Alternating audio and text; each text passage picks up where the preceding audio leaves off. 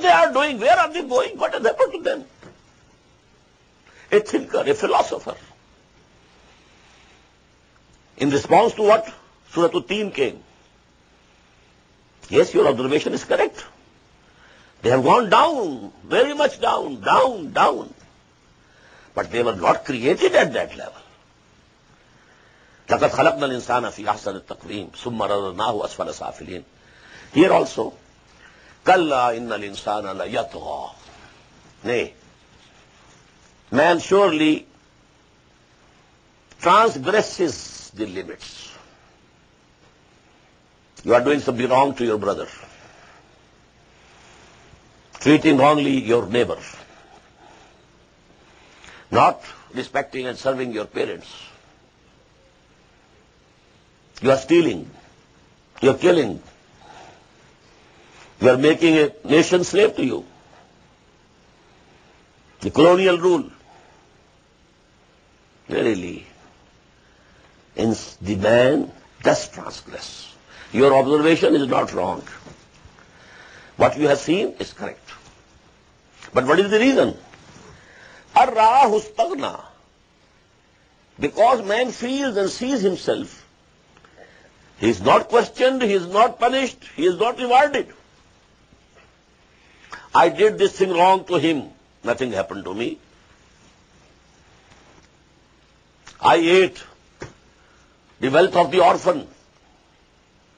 No cancer to my stomach, not even a blister to my mouth. Nothing has happened. This world is incomplete regarding the moral law. It is complete regarding the physical law. If you take poison, you will die. This is the physical law. If you put your hand in the fire, it will be burnt. This is physical law.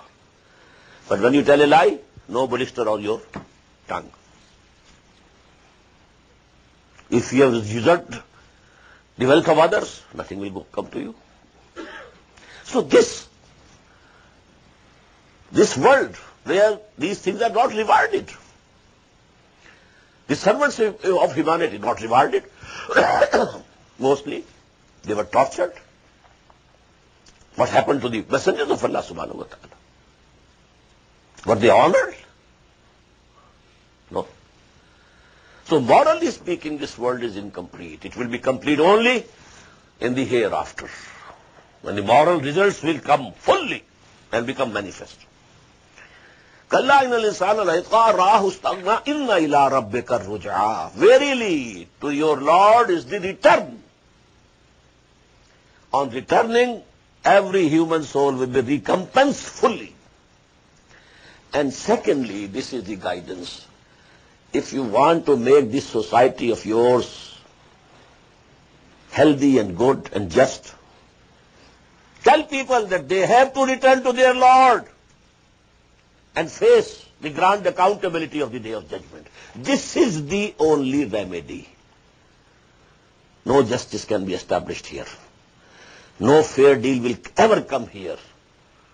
No just order can ever be established here unless people come to know and believe, and they have conviction that they will be resurrected and they will have to stand before their Lord on the Day of Judgment. And then they will have to bear the consequences of what they are doing today.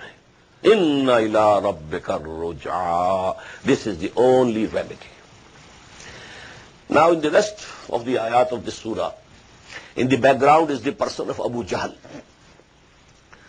I told you Abu Jahl was, in a way, not very bad man, not from amongst the worst people of Mecca. He had some good qualities. When he was asked, do you think that Muhammad is telling a lie? He said, no, no, no, he never told a lie. Then why don't you accept him? No, there was a competition between us and the Banu Hashim. They entertained people in feasts. They fed the poor people. We did more than them. So the competition was going on this thing.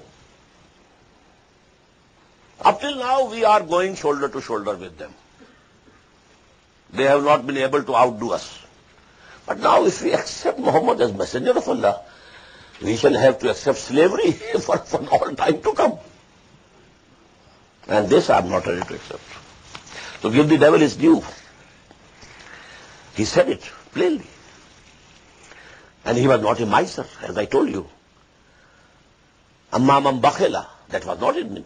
But istaghna and kazaba bil husna, both were there. But had he accepted Islam, what would he have become? Can you imagine? He would have been the second Umar, radiallahu anhu. The traits of the character of Umar and Abu Jahl were the same. Same courageousness, same straightforwardness. All these things were there common. And that is why the Prophet had presented before Allah subhanahu wa ta'ala these two persons. Allahumma ansur al-Islam. Oh my Lord, help Islam, strengthen Islam. By the Islam of one of these two people at least. Either Umar ibn al-Khattab or Amr ibn Hisham. It was the name of Abu Jahl. Equal. Character traits the same. But Allah selected Umar, that's why. Well, it was his lot, and he was rejected. Arayat alladhi yanha. Have you considered the person who is forbidding abdan iza salla, a servant of ours when he is praying?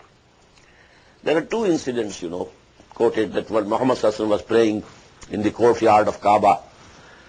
So once Abu Jahl came and he took a piece of cloth, made a rope out of it, and then strangled it round the neck, and then pulled the two ends so that his eyes were coming out.